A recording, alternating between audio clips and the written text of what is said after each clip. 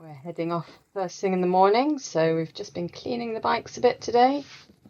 And I just want to reset the odometer to 0 so we can measure the total distance of our trip. Figure out how to do this. There we go. Right, well, we're all packed and set and ready to go. John's just seeing us off. The step is to get the train down to London, so we've got to cross Ipswich to get to the train station. And here we are. Well, that was all very easy.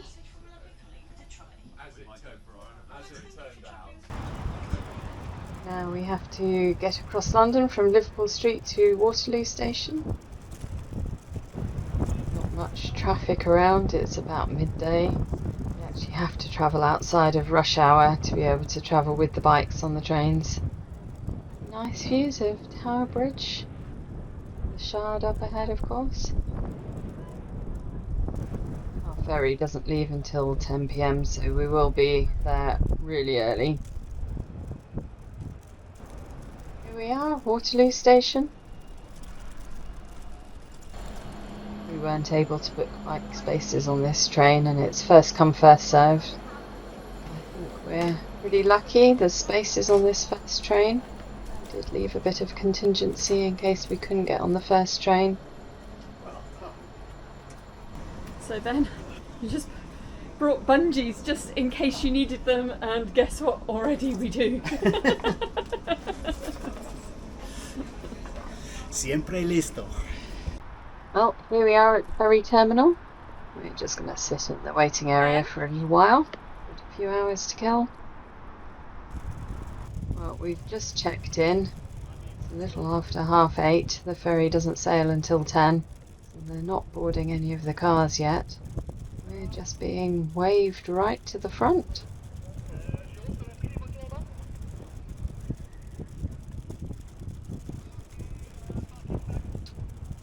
This is really pretty cool. No waiting for us.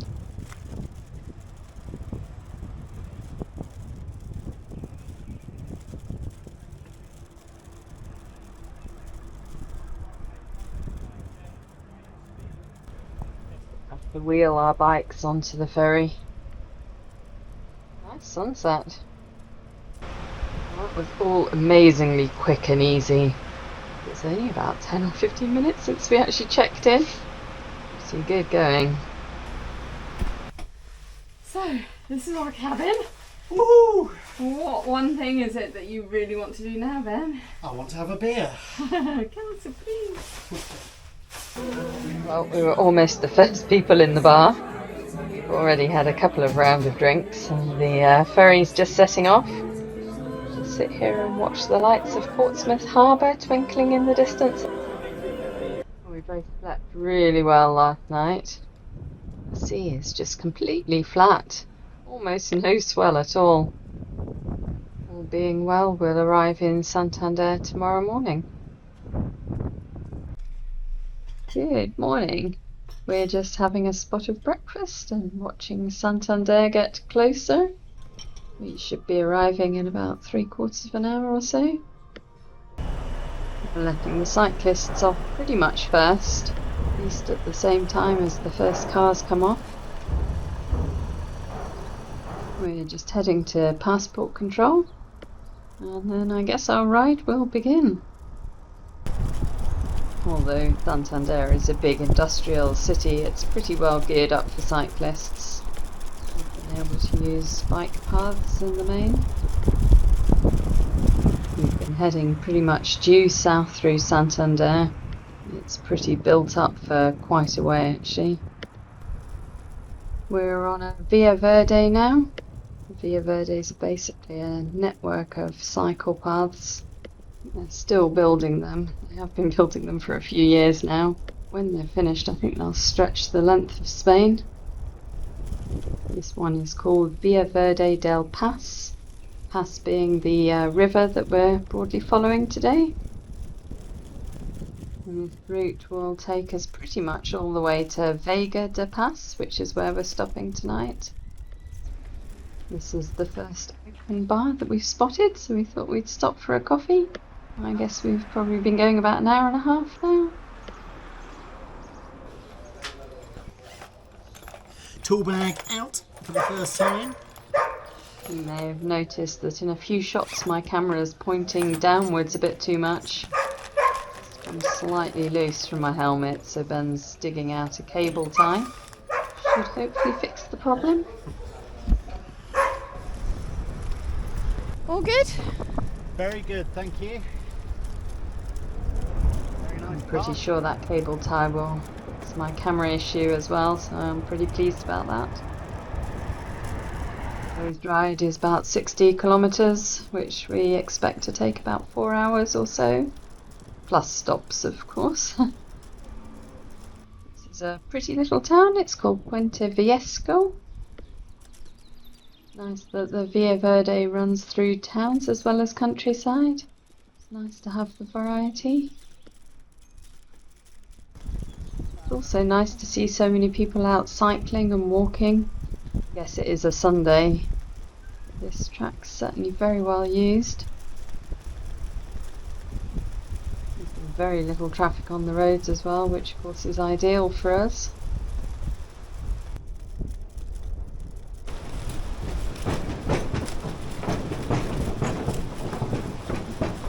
Time for another little stop. Ben's got some brownies, which I'm quite looking forward to. We've only got about 15 kilometres left today. Of course, with electric bikes, it's all a lot easier. Of course, this stretch of Spain to the north of the Cantabrian mountain range is pretty cold and wet most of the time. It's kind of weather is similar to Scotland, I think. But so far so good. It's not rained yet, despite the forecast saying it would.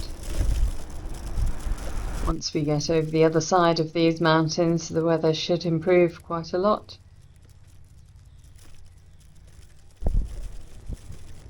We're just coming into the outskirts of Vega de Paz now. It's a pretty small town, but it does have a few shops and restaurants. I guess we'll see if we can check in, and if not, perhaps head out for a spot of lunch. Here we are at the hotel. Well, our room's not ready yet, so we've just left our bags and we're going to go and see if we can find some lunch. And it has just started raining. We were so lucky to finish that ride before the rain set in. Well, we found what I think might be the only restaurant near here that's open today. This is just a starter. What's yours again? Pork. White beans and pork chorizo. They did actually have a veggie option, which is amazing. Shall we? We've left Vega de Paz the same way that we arrived yesterday, but this is where we turn off and we start heading southwest through the Cantabrian mountains. We're going up the mountain today, about 700 metres, which would be quite a tough day if we didn't have the batteries. Ben's been giving me some advice about battery management. Basically that consists of pedalling faster and with more effort. He obviously thinks I've been taking it too easy so far. Well, pedalling harder and faster is definitely how I got ahead of Ben. Honest Gov. In all fairness to Ben, trying to figure out how long the batteries will last is quite important. If they don't last quite as long as he predicts they will, then we'll have a few very tough days. Of course, testing how long the batteries last on hills is not something we were able to do in the UK. Anyway, at the end of this uphill stretch, we'll know.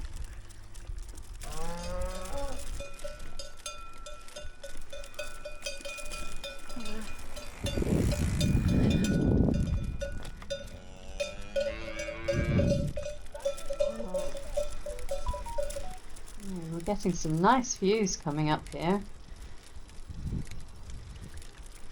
Time to take a little bit of a breather at the top here.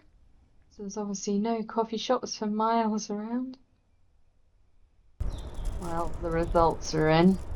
Then predicted 80% of the battery would be used today, and I've used 20% so far. So we've still got 2/3 of the journey to go, but the uphill is done. That means we'll be absolutely fine with the rest of the planned routes. Great, we found somewhere to stop. It's actually a hotel, but they serve coffee and food. It's good because it's lunchtime and I'm quite hungry. We're here with a big group of Dutch bikers. We've seen quite a few large groups of bikers. A group of Brits from the northeast on the ferry. This is the Ebro Reservoir to our left. We finally found a coffee shop, so it'd be rude not to stop. There's always room for some cake. It's not far to Reynosa now. That's where we're going to be stopping tonight. Actually, we've got 2 nights there.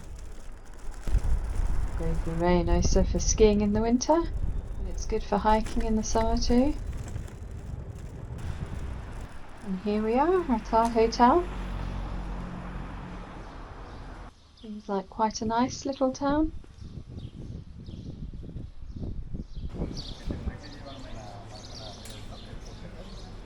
Hello. Salut! This morning we thought we'd go for a hike and found a nice circular walk not far from here. The great thing about having these electric bikes is it's just no effort. You wouldn't be able to walk 10 miles out of town to then go and do a 6-7 mile walk. Shall we? Listo! We're quite happy leaving the batteries locked onto the bikes in a place like this. It does feel completely safe. The start of the walk here is at the source of the Ebro River. There's a spring just here that marks the beginning of the Ebro. From here the river flows just over 900 kilometres southeast before it enters the Mediterranean. It's really pretty.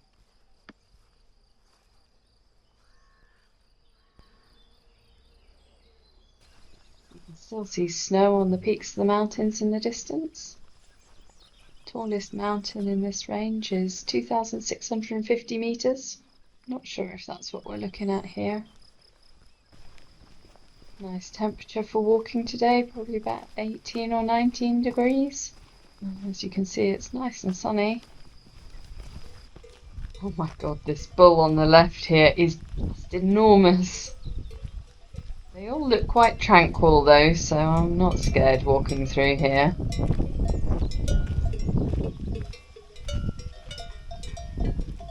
And if you're wondering why there's quite so many horses around here, well, horse meat was on the menu in that restaurant we were at a couple of days ago. It's a very nice hike. We're going to head back into Reynosa now and grab some lunch. Cheers! Cheers. Sardines tapas for free.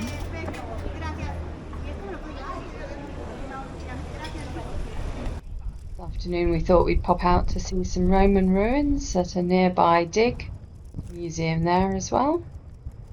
We're in the museum now and they've got a reconstruction of one of the middle to upper class houses that they've excavated.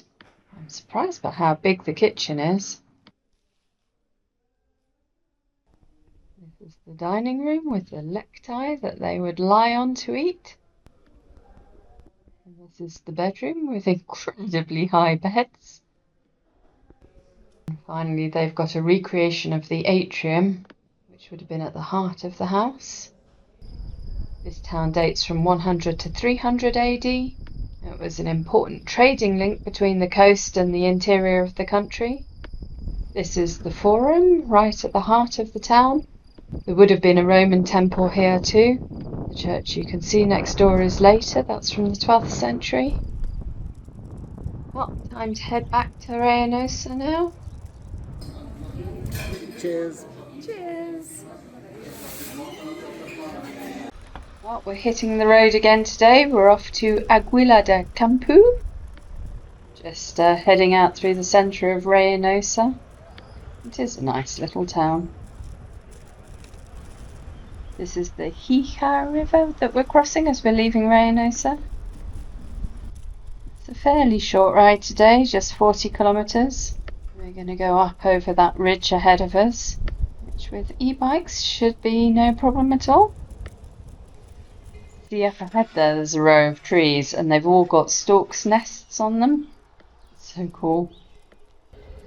Ben's taken this close-up video footage with his phone and you can see that there's babies in pretty much every nest.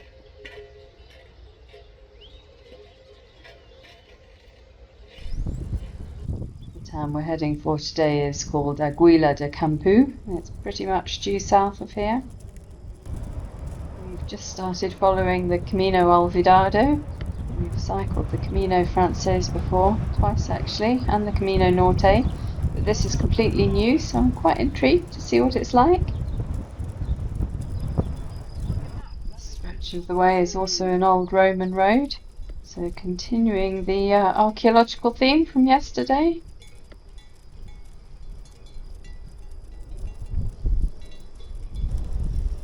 Really pretty route actually, just passing through a few of these tiny little hamlets with just a few houses in. It's extremely rural around here. The Camino Olvidado hooks up with the Camino Frances in Leon, so we'll broadly be following it for the next few days through to Leon, though the cycle route weaves in and out of the walking route. Ben also researches it all quite carefully to make sure that it's all passable on a bike. Of course, a little bit of off-road is okay, but we'd rather not have the whole day as off-road tracks. Just a little bit too bumpy. According to the sign, this is an old Roman bridge. I can see some information boards up there, so I'll stop and have a little look. You get a bit of a better view from this angle. Oh, fantastic! We found an open coffee shop. Always a nice thing to do on a ride. Oh, we were joined at that coffee shop by another couple of Brits who were bikepacking around northern Spain. We weren't doing a dissimilar route to us actually, just a little bit shorter. It's always nice bumping into fellow travellers. Not far from Aguilar de Campoo now. We're actually going to stay 2 nights. We've got an Airbnb because the only hotel in town was fully booked. That'll be quite good. It's nice to chill in an Airbnb from time to time. We're used to planning regular rest days on trips like this, but I guess with the electric bikes we don't need them quite so much. Still, it's quite nice to mix things up a bit.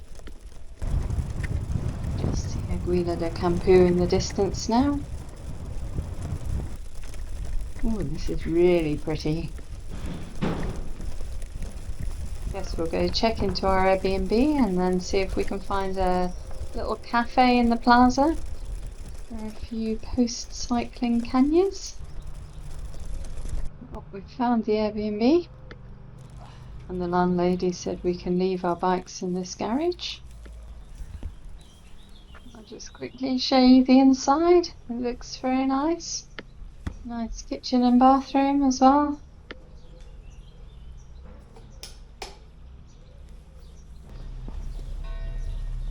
I think those church bells are signalling that it's definitely beer o'clock.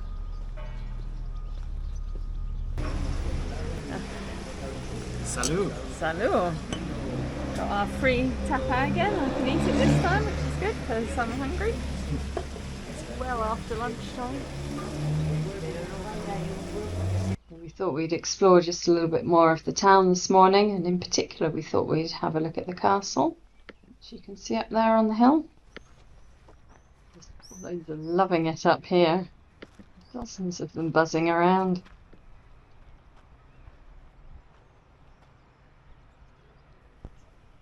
This castle dates back to the medieval period. I think it was built sometime around 1000 AD and then renovated subsequently several times up until about the 14th century.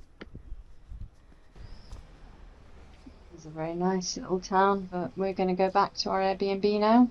We're going to get some groceries and cook for ourselves, do a bit of washing, maybe even clean the bikes. Exciting times.